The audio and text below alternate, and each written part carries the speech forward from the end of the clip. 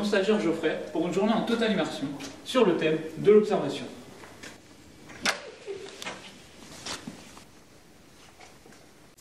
Donc aujourd'hui, mon petit stagiaire, la leçon, ça sera la Bonjour. BCG. Ah bonjour monsieur Morillon, vous attendez justement. Bonjour, comment allez-vous? Bien et vous? Bah bien, on va commencer? Ça marche, allez c'est parti.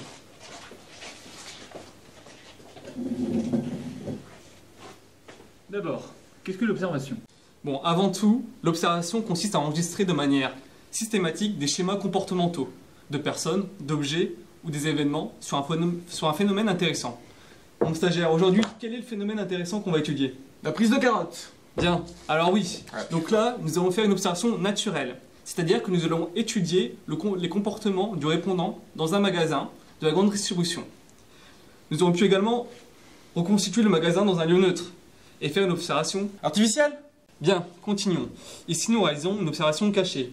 L'individu ne doit pas savoir qu'il observait. Je veux donc du naturel. Excusez-moi, j'ai du mal à comprendre.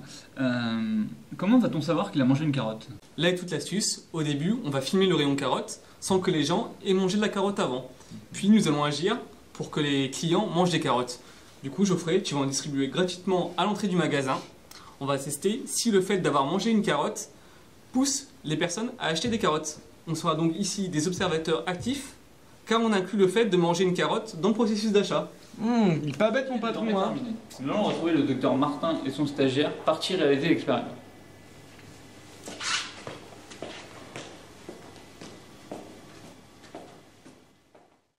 Nous les retrouvons devant le magasin test.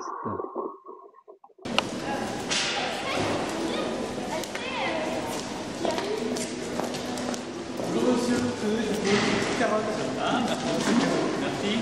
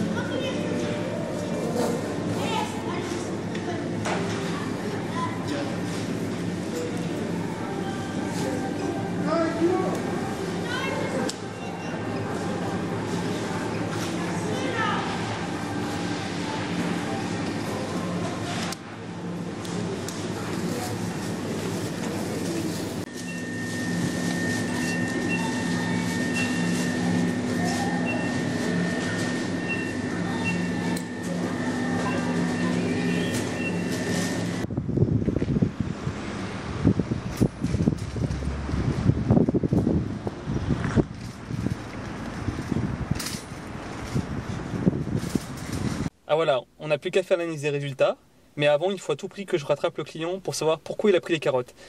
Si c'est parce qu'on lui en a proposé, avant, pour voir si ma théorie est vraie. Allez, j'y vais.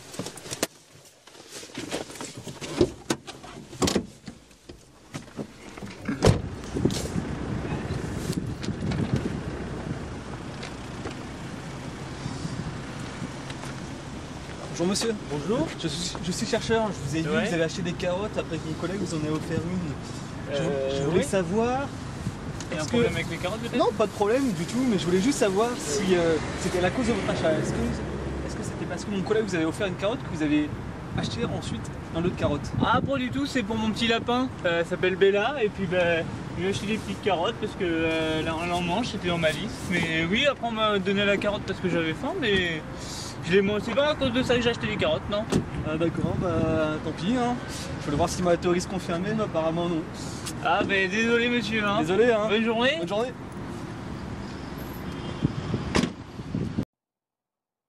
Nous allons maintenant rencontrer Benoît Meufray, spécialiste de l'observation et de ses différentes techniques. Il va nous parler de chacune d'entre elles.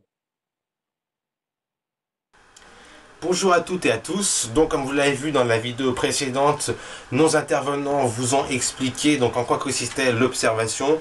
Pour ma part, je vais revenir plus en détail en ce qui concerne les méthodes d'observation.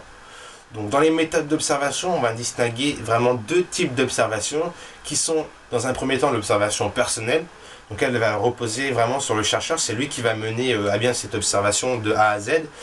Et en fait, donc, lors de cette observation, le chargé d'études va vraiment chercher à ne pas influencer, à ne pas manipuler le phénomène qu'il observe pour obtenir l'information la plus pertinente. Donc la seconde observation qui est en place, c'est l'observation automatisée.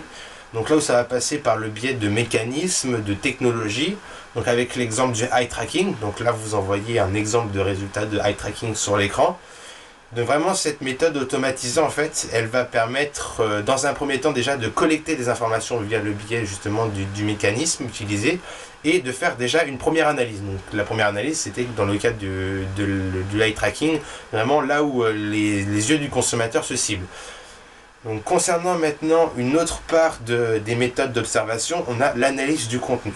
Donc l'analyse du contenu, lui, il va vraiment servir à analyser et à recenser les différents éléments d'une situation analysée pour vraiment pouvoir les interpréter. Donc c'est-à-dire que ça va vraiment pouvoir permettre de passer de la gestion à la valorisation du contenu. Donc l'analyse du contenu, vraiment, il se divise en 4 étapes bien distinctes. On a tout d'abord la constitution, donc là ça va être vraiment la collecte d'informations, la collecte de données. On a par la suite donc la lecture, donc qui va être la lecture de ces données. Ensuite on va faire place à une phase de classification. Donc cette classification elle va permettre par la suite de pouvoir retravailler plus facilement les données. Et enfin on a une méthode donc connexe qui est donc l'interprétation. Donc là en fait c'est connexe à la lecture et à la classification puisqu'elle va déjà commencer dès la lecture l'interprétation et elle va se poursuivre donc jusqu'à la fin, jusqu'à l'interprétation finale. Donc maintenant concernant l'analyse de contenu, donc elle peut être appliquée à des textes. Donc là où en fait ça va essentiellement ressembler à ce qu'on faisait en cours de français où ça va être de la compréhension de texte. Il va falloir faire une synthèse, une analyse linguistique pour vraiment retirer le maximum d'informations possibles, vraiment extraire les idées. Et enfin l'analyse elle peut être aussi appliquée à des contenus donc numériques où là en fait ça va vraiment être d'extraire de la masse d'informations puisque sur le numérique il y a une masse d'informations beaucoup plus importante. Donc d'extraire de cette masse d'informations une forme compréhensible et intelligible de l'information. Donc voilà, donc ça c'était pour ce qui concernait les méthodes d'observation. Donc on a vu vraiment les points essentiels de ces méthodes d'observation.